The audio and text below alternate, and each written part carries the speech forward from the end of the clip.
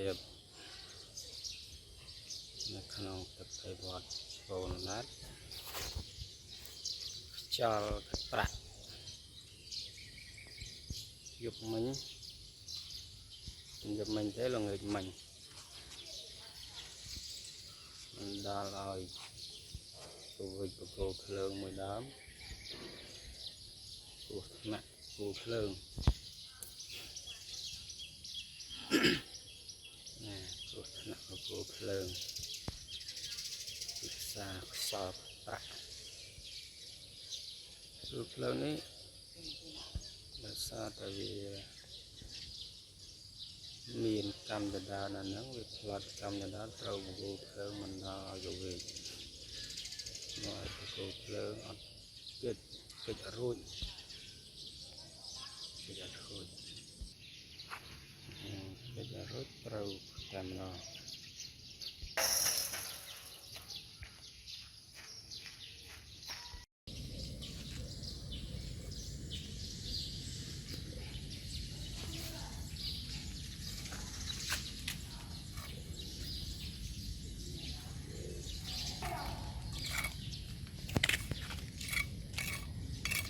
rung mong rút trâu tàu cho là rút biển này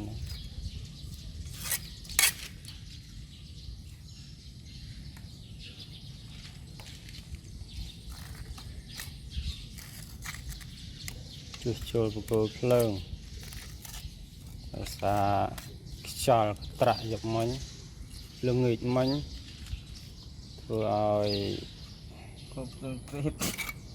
cô lương fruit nặng nàng ấy ở đó lom đó đây còn là việc trade và lom đó đấy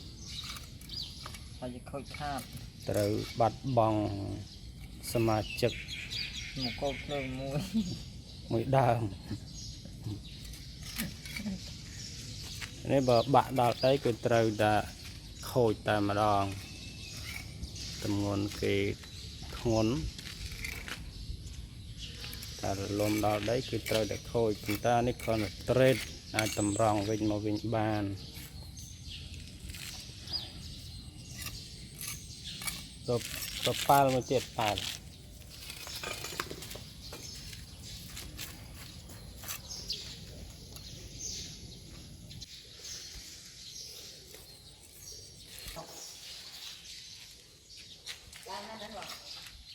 khả năng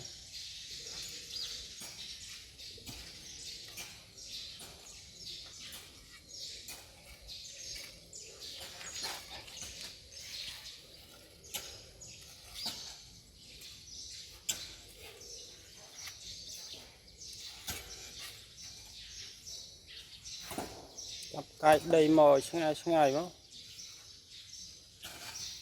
theo ca tầm rong về một bên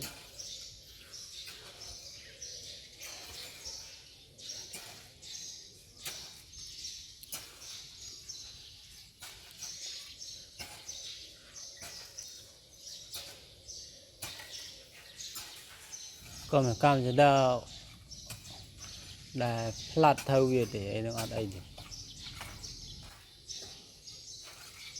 trong là bạc mộ về không ai có đây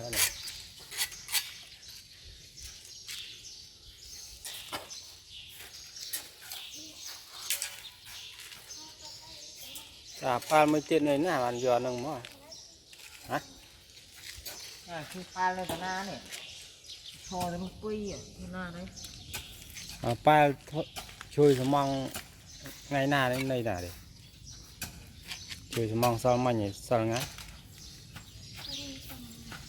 nơi nào rồi mà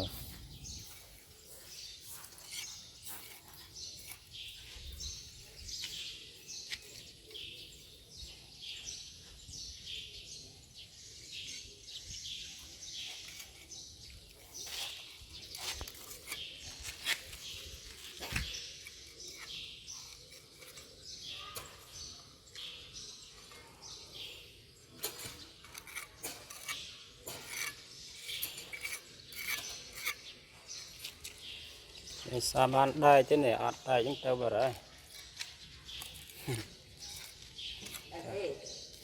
Hả? Chi lươn đâu? Đúng rồi. Các rư spa rư ấy cho nhau. Chỉ đợi bát viên nó là bàn ai rong viên màu với nhau.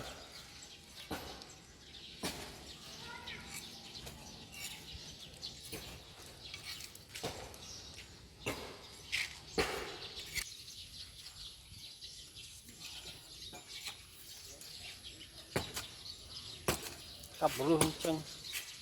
Rư nó phải chạy như tấu phường mà.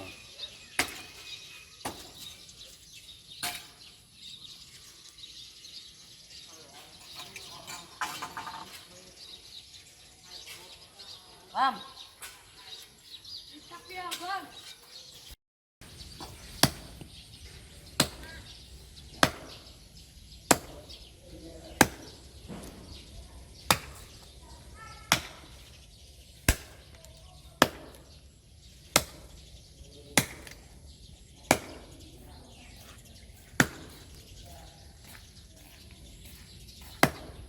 Đó lên trên nhá. Rư chân. Rồi chạy làng phiêng vào câu cái lường này.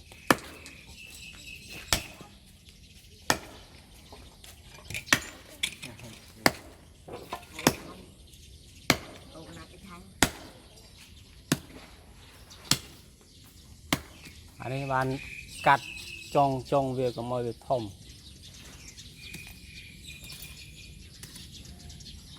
Ở đây nó tục ở việc thông đó nè.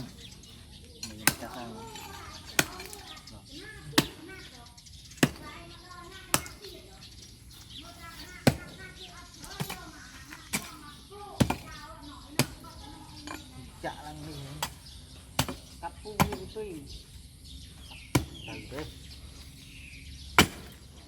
Còn mà quả rồi tích mà.